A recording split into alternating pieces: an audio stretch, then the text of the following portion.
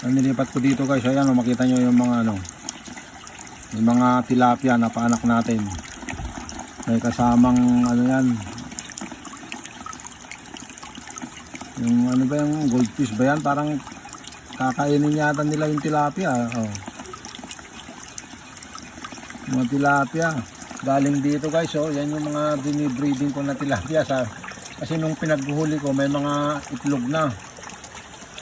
Kanina hinuli ko yung mga hito. Huhuli ako ng hito. Nakita ko may lumabas na mga anak na. Ayan, oh. Siguro yung iba nakain na. Pero itong tilapia, kasi doon nakita ko may nagtatago doon sa may sombrero na yun. Na tilapia. Siguro doon tinatago yung itong mga anak niya. Ayan. At least success na naman tayo kasi talagang balak ko magpaanak ng tilapia dito. Ayan, oh. Managanak na nga sila, nanganak na. Konti lang kasi ang anak ng tilapia, konti lang, pero maraming ano napunta ron sa may net, namatay na eh. Dahil hindi ko nga nakita, hindi ko napansin na may anak na pala sila.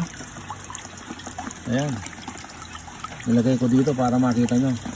Ayan yung binila kong ano, koi ba yan tawag dyan, yung dalawa. Sana nga mag-breeding din ako ng ganyan. Sana nga lalaki at babae yan. Hindi nila kaya kakainin yan guys. Ano sa palagay nyo? Kakainin kaya nila yung mga tilapia na yan? Alright.